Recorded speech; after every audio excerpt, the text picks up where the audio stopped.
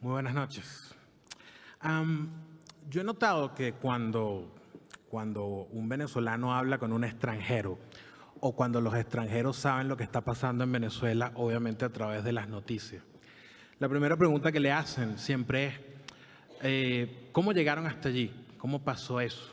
¿Cómo Venezuela, que era un país que en los años 60, 70, 80, incluso en los 90, tenía esta imagen de ser uno de los países más ricos de América Latina, tenía la idea de que era un país próspero, de que era un país tolerante, era el único país donde no había ni guerrillas, ni golpes de Estado, ni dictaduras, casi no parecía Latinoamérica? Y cuando uno trata de responder esa pregunta, a mí me gusta siempre remitirme a algo que pasó en el año 89, cuando Francis Fukuyama, bueno, primero cuando cae el muro de Berlín y luego en un proceso que duró 3 años hasta el año 92, va cayendo todo el bloque soviético, toda la cortina de hierro. Y Francis Fukuyama, un hombre muy brillante, soltó aquella teoría del fin de la historia, de que ese era probablemente el fin de la lucha ideológica en el mundo, de que muy probablemente ya no iba a estar en discusión ni si el mercado era o no la forma de lograr progreso, ni si la democracia liberal iba a ser o no la forma correcta de organización política. Pasaron apenas 6 años y en el mundo entero comenzó a resurgir ese socialismo. Tuvo otro nombre, se modernizó en algunas cosas comunicacionales, pero en esencia fue lo mismo. Y la pregunta es cómo pasó eso, cómo se caen las peores dictaduras que haya conocido la historia, cómo después de la sangría de Mao Zedong en China, del horror soviético, del horror de Alemania, del horror de Vietnam, de Cuba, el mundo de alguna manera le volvió a abrir las puertas a estas ideas, y la puerta de apertura de esas ideas de nuevo fue en Venezuela, con el triunfo del chavismo en el año 98. Y yo creo que la respuesta viene precisamente de una idea que los liberales siempre hemos tenido y que a veces ha sido un error fatal, y es creer que la libertad es algo que está dado, que está allí, que está hecho y que de alguna manera es un proceso irreversible. Esa es una idea curiosamente muy marxista, la del determinismo histórico, porque lo cierto del caso es que la historia, y lo decía Mario Vargas Llosa, que ayer tuvo ese gran discurso en España, cuando él ganó el Premio Nobel de Literatura, él dijo, la nuestra es una historia eternamente inconclusa, y en efecto lo es. La historia no ha terminado nunca. En el caso de Venezuela, Venezuela tenía una imagen de prosperidad, de un país que iba hacia adelante, de un país que con algunos problemas menores no parecía que podía caer tan bajo en el sentido social y económico. Y lo cierto del caso es que si alguien observaba con agudeza lo que estaba pasando en Venezuela, se hubiera dado cuenta de que en el sistema democrático, exitoso y positivo en muchos aspectos, estaba también parte de la semilla de la posible destrucción de ese sistema. Desde el monopolio petrolero del Estado, pasando por unas ideas profundamente anticapitalistas que estaban allí, agazapadas y tal vez ocultas por el consumismo que la feria petrolera le daba a los venezolanos. Hubo algunas personas como Carlos Rangel, un gran escritor venezolano a quien literalmente le debo haber llegado a esas ideas, o Aníbal Romero, o el doctor Marcel Granier, que me sorprende que esté acá, no lo estoy citando porque esté acá, que escribieron en los años 80, el 70, libros, ensayos. El doctor Granier escribió un libro que se llama El Estado Omnipotente versus la generación de relevo, donde ellos ya anunciaban lo que estaba pasando. Eso estaba allí, estaba inserto en la sociedad. Era obvio que la sociedad venezolana tenía ese germen dentro de ella, solo que no lo veían. Y en el mundo pasó exactamente lo mismo, porque es verdad, en el 89, en el 90, en el 91, en el 92 quedó claro que el capitalismo venció, pero no convenció. Venció en el ámbito económico, pero en el ámbito de las ideas, de la cultura, en el ámbito de la formación intelectual, no terminó nunca de convencer con sus valores. Y las personas comenzaron a progresar en el mundo material. Fue de los 90 para acá, ha sido una de las épocas de mayor progreso en la historia. Tenemos iPhone, tenemos iPad, tenemos toda clase de progreso, y nuestros jóvenes agarran el iPhone y escriben el capitalismo es algo horrible, cómo quisiera que no hubiera capitalismo.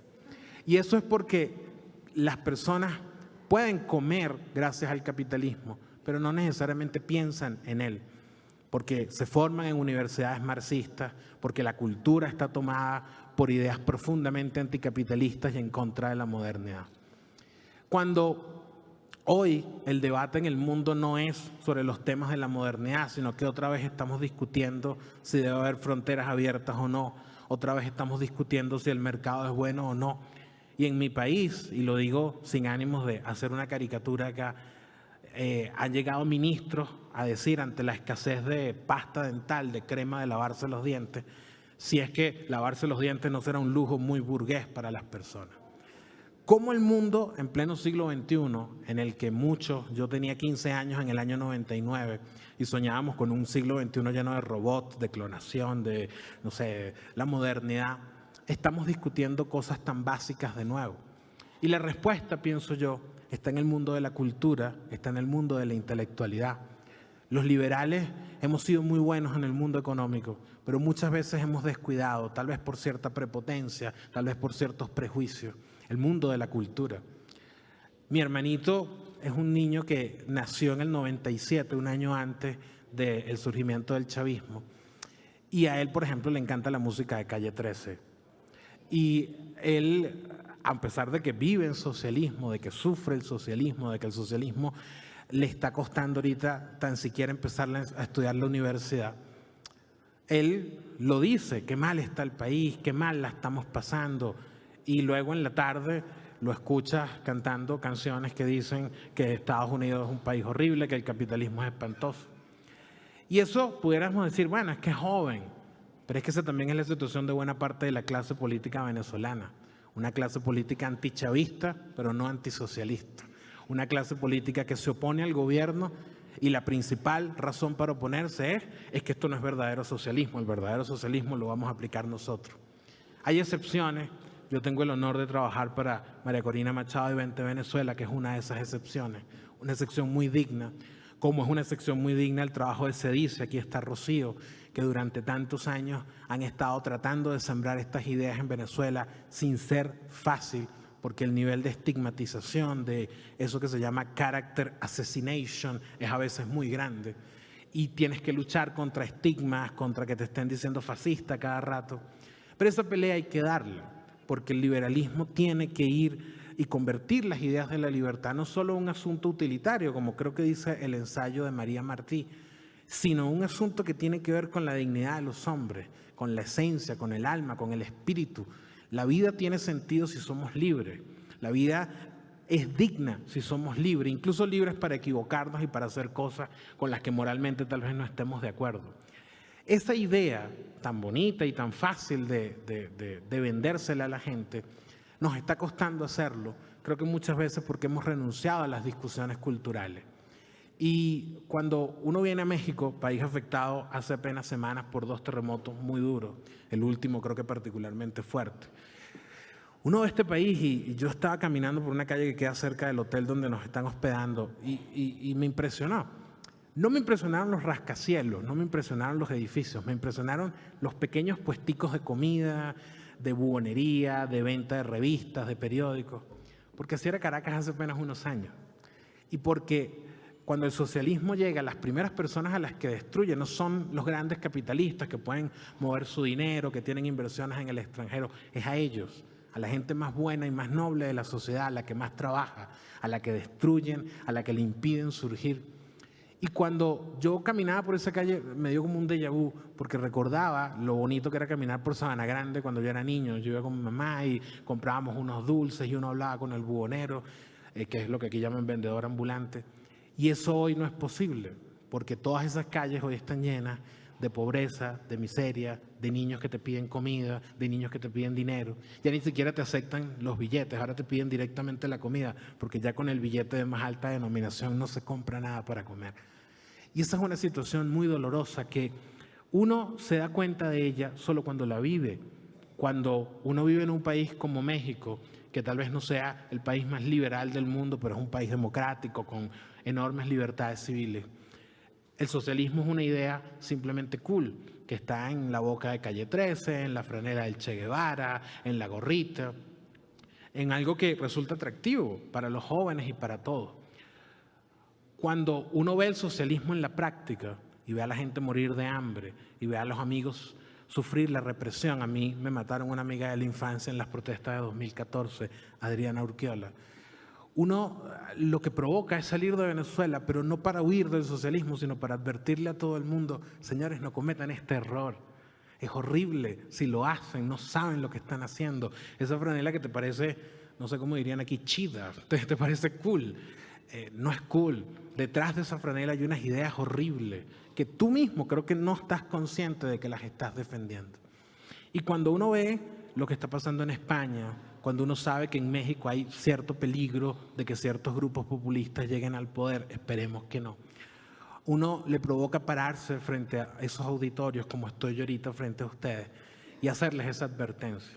Sepan ver las señales que están en las sociedades libres y democráticas de todo esas pequeñas ideas muy nocivas que empiezan a crecer, que en principio las despreciamos, nos burlamos de ellas y cuando nos damos cuenta toda la sociedad piensa así y ejecuta muchas veces su propia autodestrucción sin darse cuenta. Esa es la razón por la que yo escribo. Yo escribo ficción, a mí me gusta la ficción, pero yo empecé a escribir ensayos porque entendía que no podía quedarme solo narrando cuentos y que quiero hacer una novela. Quería decir cosas y quería trabajar las ideas de la libertad y trabajarlas no como economista ni como académico, sino como persona. Yo aprendí a ser liberal por Carlos Rangel y por mi papá, porque mi papá era un taxista que trabajaba duro para darnos de comer y por esa razón uno tenía que honrar su trabajo, no había tiempo para ser un intelectual anticapitalista, había que trabajar. Y el trabajo era algo digno y el trabajo honraba a la persona y a mí me enseñaron eso cuando niño. Y yo quiero, lo que he querido con mis limitaciones, probablemente alguien me lea y diga, pero es que tú eres un desastre, tal vez tenga razón, pero mi esfuerzo en líneas generales ha sido ese, ha sido intentar escribir para hacer entender que la libertad no es solo un asunto de mercado, de economía, es un asunto de la dignidad de los seres humanos. Yo conocí esta fundación hace algunos años, el año pasado quería enviar un ensayo, no pude, se me fue el tiempo, no me cerraron la fecha, finalmente lo hice este año y cuando me llamaron para darme la noticia que sigo creyendo que es un error, de que yo había ganado, me emocionó mucho porque yo había ganado algunos premios literarios en Venezuela, pero este es un premio que va a significar siempre mucho para mí, porque lo que ustedes hacen, no solo con este concurso, particularmente me encanta el concurso de jóvenes, ustedes premian caricaturistas, músicos, eso me parece precioso. Y ese es un trabajo que hay que hacer, convencer a los jóvenes de que ese ímpetu y esa rebeldía natural está bien, pero no es para destruir las libertades, sino para construirlas. La verdadera rebeldía es la del hombre frente al Estado, es la del hombre frente a la opresión. Y esa es una idea que ustedes que todavía están a tiempo de no permitir que el populismo destruya esta sociedad tan bonita, tienen que tenerla siempre en cuenta y llevarla adelante. Tratar de ganarse el alma de la gente con las ideas de la libertad, yo me atrevería a decir que en el siglo XXI ese es el reto que tenemos todos los que creemos en ella. Yo admiro a muchos de los participantes de este concurso, algunos ya los había leído y me honra profundamente estar en una lista con gente que tiene indiscutiblemente muchas más credenciales que yo. Y quería decirle a usted, señor Salinas, que lo admiro esta fundación y les invito a que sigan adelante. Que Venezuela y todo su sufrimiento y su muerte y su destrucción y su hambre y todo lo que estamos pasando sirva por lo menos como ejemplo de todo lo que una sociedad no debe hacer y de los peligros de ese pensamiento que nosotros debemos combatir en todos los ámbitos posibles.